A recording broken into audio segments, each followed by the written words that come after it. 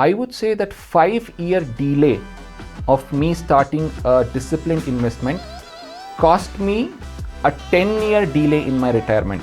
If I can answer it in a single line or a single statement, I think it's to manage your emotions, you need a wealth manager. Markets are a place wherein the money moves from the impatient to the patient, guys. You cannot dictate markets those terms. You cannot do that because market just doesn't care. Take care of your personal finances first, because that will put you under a lot of pressure. Welcome to the Talk of Town podcast, where we are in conversation with successful entrepreneurs on their way to fame. So let's make them the talk of town. Wealth management, wealth creation occupies a major part of our conversations today. And we are lucky today to have with us a wealth manager, Mr. Ashwin Kumar. He has abundance of experience in the Indian markets and also the international markets. So let's know more about his journey, his entrepreneurial pursuits, and his tips and tricks.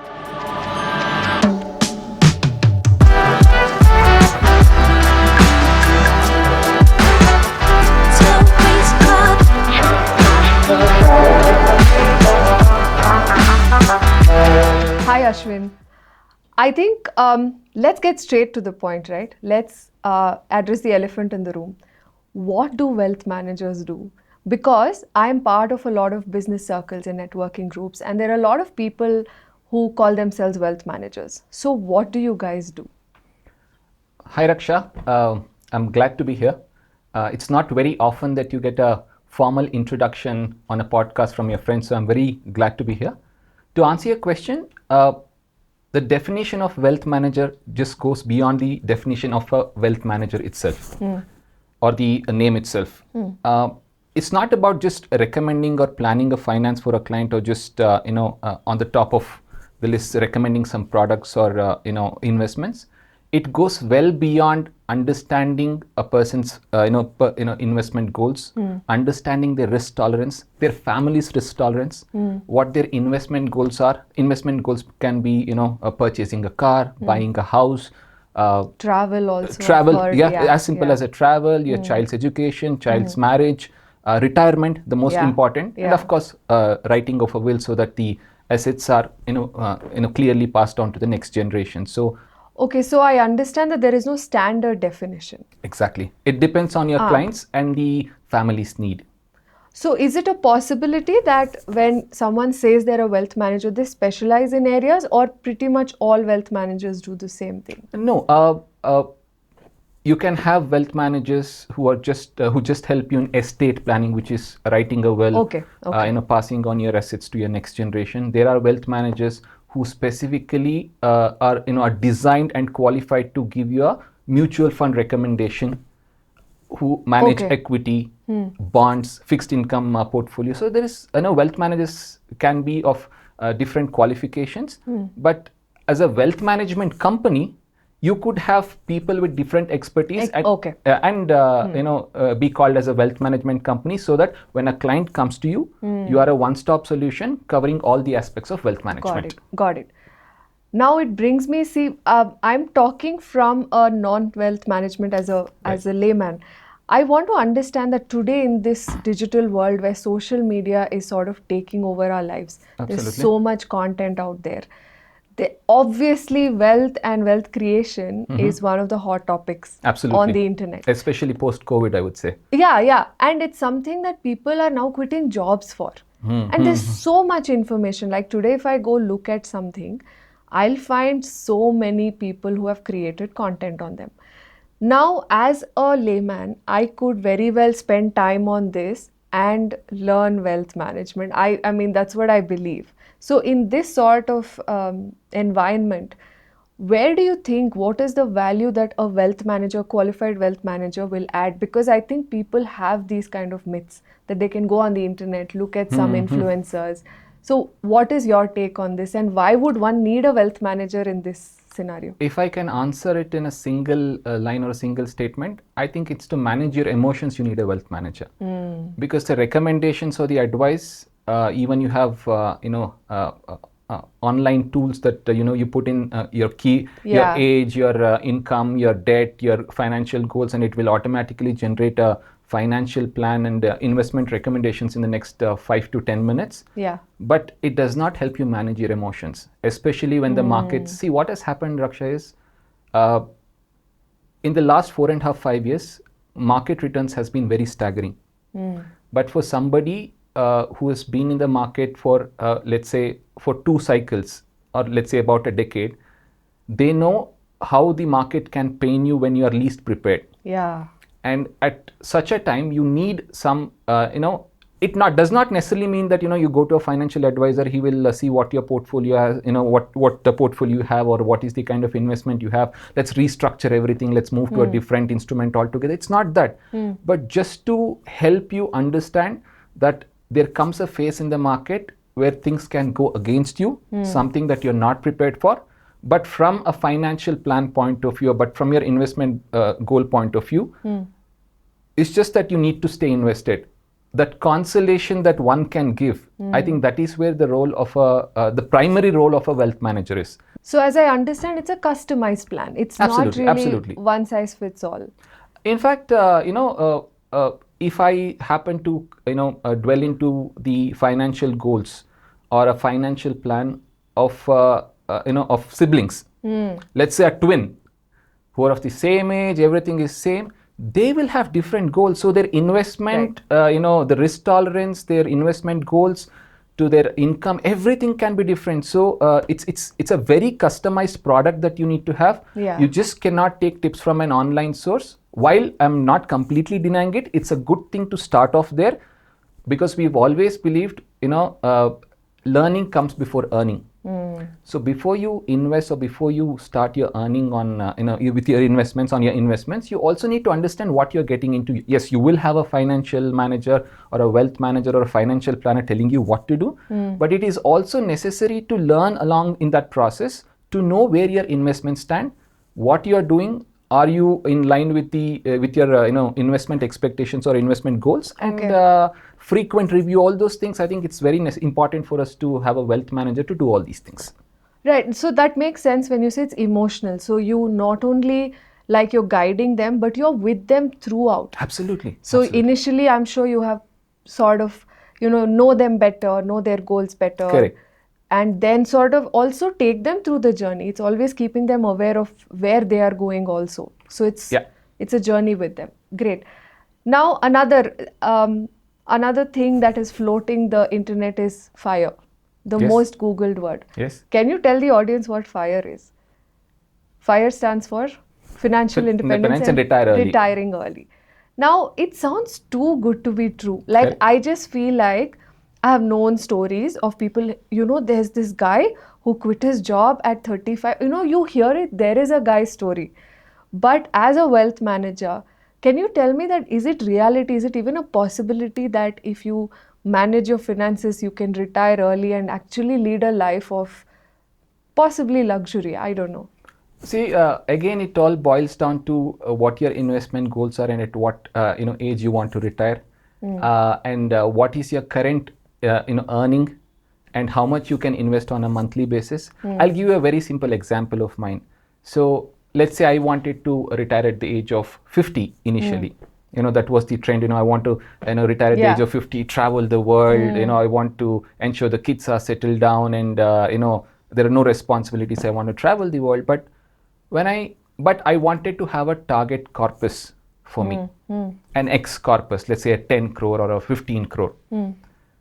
But I started investing about at the age of 28 or 29. Of course, not, I used to invest well before that, but on a very serious note, headed towards a goal, I started investing at the age of 28 or 29. I would say that 5-year delay of me starting a disciplined investment cost me a 10-year delay in my retirement. My goodness. And that's the power of compounding, and that's the benefit of investing early. So yes, there are stories and there are a lot of success stories doing the rounds. I won't completely write them off. But again, you just cannot say, look, that guy retired early. Everybody wants to retire early. Everybody wants to have a luxury. But having a view or having a target amount in mind, what is that you want to retire with? And for example, today, my monthly spend, let's say, is about 80,000 or 1 lakh. what is the value of this 1 lakh 10 years or 20 years down the line? That is something that you need to understand. And basis which you start, you need to start investing right from now. So I would say these stories are motivating, but does not necessarily apply for everyone. It's like those investment stories wherein people say, I invested in this stock in 1994, it went up by 1000% or 2000%. But how many of us have done it? Correct. It's exactly like that. Yeah, got it. So it sounds like there is a good amount of education that's required, because investment is not something that is a big part of family discussions as children. Correct. So sounds like investment has to start early on. Yeah. As early. So when do you think is the right age to sort of start building these conversations in homes? And what is the kind, because I don't know if children are really attracted to conversations like this. So what do you recommend as a wealth manager? Because I think, like you said, compounding has a massive effect in the long run. Absolutely. So what is the right age and how do people go about it? Again, if I have to talk from my perspective, I have 2 kids, a son and a daughter. I started investing in their names on the day they were born. Wow. Right? So thanks to the Indian markets, there are a lot of mutual funds which are called Children's Gift Fund, which are pretty much in the lock-in. You can invest in their name for the next 18 years, which can be targeted towards their college fees, their education, their marriage, or whatever might be the goal. There are many funds in the Indian mutual fund space wherein you can purely invest for your child's education or whatever goal that is. So I started investing in both their names right from the day they're born. And I keep telling my business partner Lakshminarayanan that they have a better return on investment than I do, because I have a very disciplined approach for them. And again, talking in my instance, I have already started. My son is about 6, my daughter is 3. We have this, like the old school, you have a piggy bank. So if they want a toy, I make them put a coin for the next 4-5 weeks, tell them if you're able to accumulate so many coins. So I cannot be directly talking to them about a mutual fund or an equity or a financial plan, but I can get them to, start realizing the value of money, the importance of saving and building it up over a period of time for an investment goal. Right. I think they're lucky to have a wealth manager dad. I think so too. Right? I think so too. Right? But I think kids now are a little bit more receptive. I think we need to have these conversations out and loud at home. And we have to find more innovative techniques as being non-wealth managers. Yes. But I think it's a great takeaway to start early on with the children. Absolutely. In fact, to add to this, what we realized when we started, when we started the wealth management journey about, let's say, 10 years back, it's about a decade since we started. I just realized that we were also, part-time lecturers or guest lecturers at some of the, premium institutions in the city. So when we would go in there, these 18-year-old kids or 19-year-old kids would have so much knowledge about money. This I'm talking about 10 years back in 2013 or 14. They would have so much, thanks to the access to the internet, or some parents being very progressive in nature, they would teach the kids how to save money or take scholarship, even though they can afford to pay for their tuition fees. They would have so much knowledge on the concept of money or savings. It was unbelievable, and that kind of also motivated us to target the next generation to help them save better, because these days the distractions are so many. Correct. You are allowed to do that. You're allowed to spend on a mobile. You're allowed to spend on having a good time with your friends, and all those things are fine. But yet, the spend has to come after the saving component. If you have 100 rupees or 1,000 rupees, you have to first save what is necessary to be saved, and then you can spend the rest of the money. You're entitled to it. Right. I think, this relationship with money is always been a battle. So I think starting early, even just in terms of telling them how to deal with it, is a great idea. Absolutely. That brings me to the next question. Now, the best hedge funds in the world offer about 20% returns or 10% returns. You should throw light on it. Now, in Indian markets, and all these content creators and finfluencers, as they call them, they are promising that either taking their course or following their tips will grant you X% of returns. So for someone who does not understand the math or does not understand these instruments well, what is a realistic return that one can actually expect? I may not be able to answer it directly because there are, of course, restrictions from the Security Exchange Board of India of not committing returns in the market, and I am very compliant with that, and it's a very good thing. Not talking about the risk is the most dangerous thing. Right. Because we have to accept and understand one fact: higher the returns, higher the risk, or higher the risk, higher the returns. Lower the risk, lower the returns. So if you ask me, first thing I would be looking at as a wealth manager is if you are able to beat your fixed deposit, which is your base for any comparison, because beyond fixed deposit you will be taking a risk. So if you are investing in any market linked investment, the first goal for me is to beat the fixed deposit by, let's say, about 1.5 to 2 times. Okay, got it. I'm going to go back to a layman's question now. Please. So we have had instances, like I have elders in the house who want to invest and who are always caught between, FD is better, it is safer. Or like gold, as a matter of fact. Gold. Or real estate. To convince them, it was a tough task. We had to show, and they've only heard sad stories. Somebody's mutual fund not performing well, losing money and all of that. So is that a massive challenge you face also as a wealth manager? 100%. Especially, if I just look at my company's journey, although we'll not go into those details, we started it in the year 2014, and until about the 2021, about 7 years, the biggest challenge for us was to, make people move from the traditional investment to the market linked investment. Either they would stick to fixed deposit, gold, real estate, or best insurance.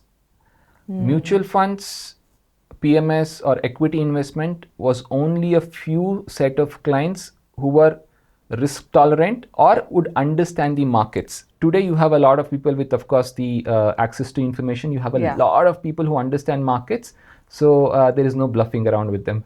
Yeah, and that's a good thing. I think that's a great collaboration. Because when you're talking to a client, or when you're creating a financial plan, or when you're recommending an investment, it's very important for the client to understand what he's getting into, to help you understand and make you aware of what you're getting into, so that there will come a troubled time during your investment cycle when the markets are really, spiraling down, going south. And you will not just see the percentage, but you will see the value getting eroded month after month. And to hold your nerve and stay invested and believe in the markets is a very big challenge. And that's where, like I said initially, we as fund managers do our job. Can really help. Got it. Again, another question on the same lines. Now, how do you guys make money as wealth managers? Do you make money off of me? From me, how does the math work? How does wealth management companies make revenue? Okay, so we are getting into our business model. Okay, I'm glad you asked that. See, there are two ways of doing it. So as a wealth manager, you can be an RIA, which is a registered investment advisor, wherein you based on the assets or the asset under management or the amount, the advice that I'm giving you, I charge you a fixed fee. Which is, again, there's a limitation on how much you can charge, which is clearly mentioned by SEBI. If you're and there is a lot of compliance and the rationale for the investment, everything needs to be done. A lot of records need to be maintained, and SEBI has tightened the strings these days, and I'm so glad they've done it. Correct. So that the somebody on behalf of investor is taking care of all these things. So to come back to my answer, the RIA is one model, registered investment advisor, wherein he advises you on what instruments or what investments that you need to make, and in what quantum. So based on what your financial goal is and what your financial plan and the risk tolerance is, we will come up with an asset allocation, but they'll charge you fees on the recommendations given. The other model, of course, is the distribution model, which is something that we are following. There is a financial plan in place. You do an asset allocation and then implement those investments through a channel partner. or a broker, Okay. and who we are naturally tied up with or channel partnered with, and we of course earn a commission out of which is kind of made transparent to the client. The primary focus has always been financial plan, asset allocation, getting the right investment mix into place, and the byproduct of it naturally is commissions, and we are not too keen on that. So those are the two models. Now, Ashwin, just boiling down to you as an individual, how did you get into this? I did work for a couple of years, but I think it's the fact that it could make you independent. But the journey, I mean, this is a hot topic. Like you initially said, a lot of people are coming out of employment to start trading in the market, or what we call as a living for, making a living out of trading. It does happen, but it sucks a lot of your energy and time. You will have to be a specialist in doing that. The journey wasn't easy. It took me to a point wherein I wanted to quit the markets, but Really? then I think the fact that you see the materials are there, the trade plan is there, the investment plan is there. I think it's the execution that requires the real precision and holding on to your investments, having the discipline, having those faith in your investments. Over a period of time, what we have realized is markets are never at fault. It's we who perceive it in a different way, or we try to adjust our emotions, or we assume that this has to happen. I need to take home a return at the end of the month. You cannot dictate markets those terms. You can't set some standard expectation out of it. You cannot do that because market just doesn't care. Markets are, like I said, markets are never too kind. They're always trying to take the money out of you. So like Warren Buffett once said, markets are a place wherein the money moves from the impatient to the patient, guys. So that's when I realized. That's profound. So that's where I think the 70% of your real success lies. Sometimes investment can be very boring. Trading can cause you fatigue, but having that consistent passion is what drives you. But for anybody, because we talked on this, anybody who's planning to quit their employment or take up markets for a living, one piece of advice more than anything, because there are a lot of books telling them to be disciplined, having a risk management tool in place. All those things are fine, but from a personal standpoint of view, if somebody is actually coming into trading, a good 6 months to 1 year of monthly expenses along with an emergency fund will not put pressure on you or your trading. And that to a certain extent defines your success. Like I said, you cannot go into the market telling that I'm going to take out this much. It can happen in for a month or two, but on a consistent basis, not really. Not really. Yeah, it's too dwindly and too sort of, that bell curve is. And that's what makes the markets interesting. Interesting too. Yes. Yeah. I'm a first-hand witness to that. So what is your portfolio worth? Can we get to know that, or? Let's let's say I'm just halfway through my financial goal. Okay, and we wish that you achieve your financial goal very quickly. I hope it is much faster than anticipated, but somewhere markets have made me become a realist. Part is, for me, in my case, I'm not just an investor, I'm also into the markets day in and day out. So sometimes you feel, what if I retire? There's nothing else. I have a market to go to. There's trading to go to. So yes, I'm halfway through the journey, and looking forward to, with so many regulatory changes and so many new products coming into the market, I'm really, really excited for the next 10-15 years in the markets. Wishing you the best. Thank you. That takes me to the next question. Now, you are at the helm of affairs at Toratory Wealth, and I know that you come from a lot of years of experience in the same industry. You started as an entrepreneur in this industry. So for someone now, like say students who are graduating out from a finance background, or individuals who are quitting their jobs because they like the finance world, or they want to do something here. If they want to set up a wealth management company or start out as a wealth manager, what are some of the things they should start doing? I would say the first thing is to understand the structure of how a wealth management works. preferably if they could do an internship, or if they could intern at a wealth management company, or if they could have a short stint with a leading organization in the country, because wealth management is a very multi-dimensional area.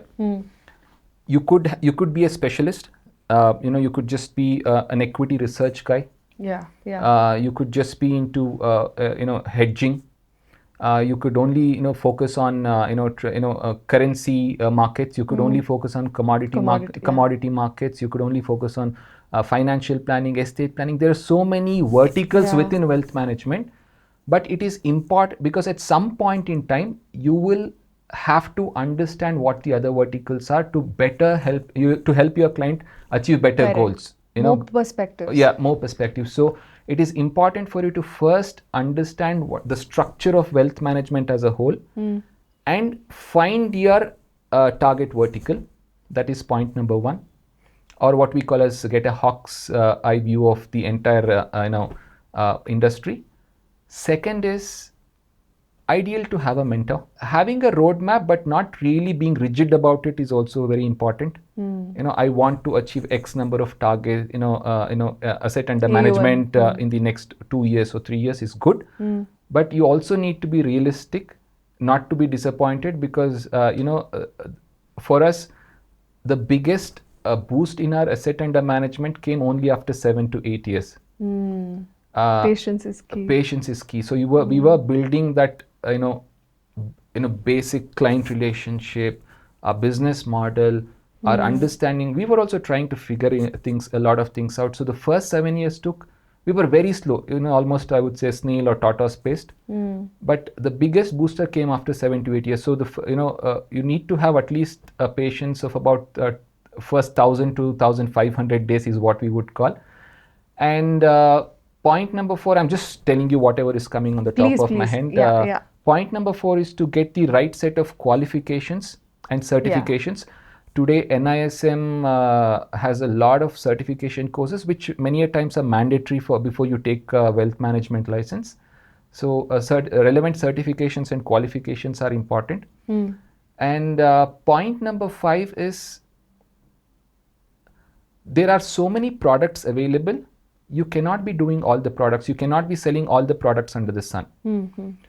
So first is understand what sort of client base or what age group or what whether do you want to target a businessman, or whether you want to have a retired person as your client, or whether you want to have the next generation of investors as your client. You have to be very clear on that. On your target audience. And pick and choose those products which best suit them. Because at the end of the day, Raksha, if you are not giving the right set of recommendations, if you are not creating wealth for the client, over a period of time, you're going to lose the client. So you have to stick to the basics of giving the client the best product. As they say, treat people the way you want to be treated. Yes. But that does not work in wealth management. What I believe in is treat people the way they want to be treated.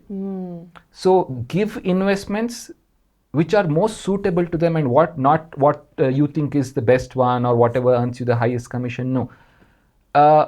You have to, at the end of the day, suggest or make your clients invest in those products which are best suited for them and their goals, which are aligned to their financial goals.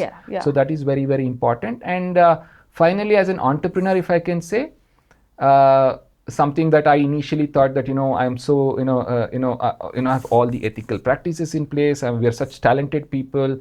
Open an office and sit, people will come and invest with you. No.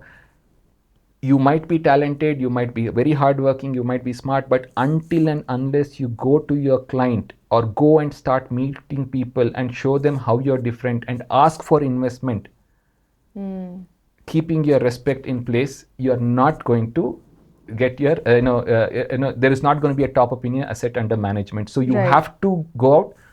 And finally, in my case, what happened was that I had possibly one of the best business partners with me. So we had our roles clearly carved out. I would stick to the research part. He would go for the client engagement. And I think that is what has worked for us. I mean, not necessarily, I won't say the list is limited to these, but speaking from my experience, these are the key highlighting factors. Okay. Or if I had to start over again, these are the important factors I would keep in mind before starting a wealth management practice. Superb. And also, see, we want to sort of address these entrepreneurs or budding entrepreneurs.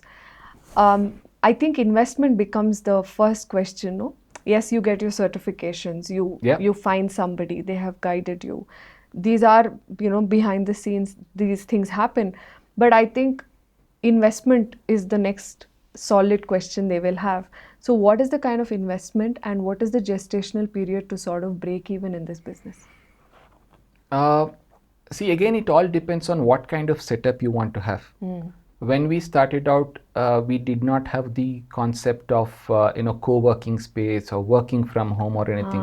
We thought, we were rather under the impression that you need to have a lavish office space. When people come in, they have to just look at your office, feel good. Okay, these are true wealth managers. They have to just come in and write a check and go. I mean, these were the concept. There was not many people to guide us because wealth management industry was still coming out of the woods. Evolving. It was because we were very early in this industry, especially in the country. And, so those lavish office setups, all those things really don't. I think today, a lot of credit goes to the investors and clients that they know whether you really have stuff or not, whether they will know whether you have the right intention of theirs in your mind or not, and they will trust you and judge you based on the quality that you're delivering and not because of your. I mean, it's nice to have a fancy office, your big screen, so your charts popping out of those screens. It's nice to have. I feel good. It's a feel good factor, but these are not mandatory things. I mean, so there have been instances, post COVID, we have very few client visits. Most of the meetings are online. So the important thing, to answer your question, cut down on your initial operational OPEX. OPEX. As an entrepreneur, have those 6 months to 1 year of funds backed up in your account, because it's not that you establish a business and right from day one you get your advisory fee or commissions from the distribution license. No, it's not going to happen. Okay. Break even is something that it's very subjective. I will not be able to give you the just because you asked me a question, I won't be able to tell you. But in our case, it took as much as about good 1,000 days is what I would say. Okay. Because we were progressing very slow. We were progressing very slow, but cutting down on those, invest only on those things that are really necessary. Invest on the infrastructure. Investing on the infrastructure, like your platforms, research platforms, reporting platforms. I think those are key. I would be very keen on, if I'm starting today all over again, more than the office space or the posh location that I'm in. I would be or buying a fancy suit to show them I've already made money in the market. I would be really keen on investing on the infrastructure, which is my reporting tools or investment platforms. Those are important things that one needs to be aware of. I think too many takeaways, Ashwin. One final advice to budding entrepreneurs, just in general. You've been an entrepreneur for so long. Yeah. Just one piece of advice that has stood out in your journey so far. Do I have the luxury of giving 2 or 3? We would love that. Okay. The first and foremost important thing is understand your strengths and weaknesses. You cannot be doing everything by yourself. That would be point number 1. Because when you do that, you have realistic expectations from yourself and the market itself. When I say market, not necessarily the stock market, just the industry that you're going to work in. Second is, if you have the luxury of getting a good team, have the right set of people who share the same vision. May not necessarily be 100% what you believe in, but at least there should be a good wavelength and same set of ideologies that you share, because that will take you a long way. Point number 3 is, which again was a part of my first thing, is be realistic in your expectations. Yeah. And the final thing is, at least for my end, is something that we could have done better, is take care of your personal finances first, because that will put you under a lot of pressure. If you have taken care of that, you can think better, or you can concentrate better, or you will be more creative in your business ventures when your personal finances are taken care strong. of. Is strong. You're more secure, You're more secure. Yeah. It need not be that you have already made your money, but at least, this is something I keep telling a lot of people, that when you have your 6 months to 1 year of expenses for, because we are into training, a lot of people come for training and they say, I want to quit my job and I want to, trade, or a lot of entrepreneurs, it feels nice that we are, we are 10 years into the business and a lot of people come for advice. Although we still have a long way to go, but a lot of people come and seek advice or just have a chat with us. I think something at the top is take care of your personal finances first. That once that is taken care of, half of your pressure is out, and the rest of the concentration, attention, and energy can be diverted to your business. And if you have a good product, and if you're honest in your practices, patient enough, and you have the best interest of your client in whatever product that you are selling or creating, success is eventually going to follow. Great. I think you have given us gems in terms of advice. I hope so. Yes, because budding entrepreneurs really require a lot of advice in their journey, and we really want to probably give them a shortcut into their journeys. So thank you so much for your time. Thank you for your advice, and really appreciate all the valuable insights you gave into your journey. Thank you, Ashwin, for being with us. No, I'm very glad. Like I said initially, I was a little reluctant to do this, because I was like, am I such a big entrepreneur to be doing it? But thank you and Lakshminarayanan for all the efforts in convincing me to do this podcast. When you said it was about giving insights to the new age entrepreneurs or whatever piece of information, so I said anything for education, anything for the learning. So I'm glad I was here. Thank you. Thank you.